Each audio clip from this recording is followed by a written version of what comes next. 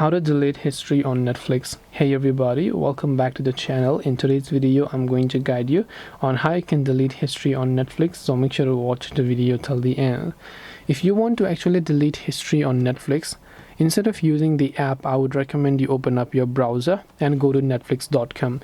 Then once you go to netflix.com, over here you will see this type of interface.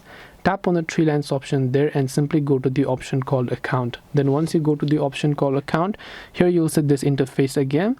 Now just scroll down to the profile for which you want to delete the history of, and once you select that profile, look for the option called viewing activity and then just tap on the view option.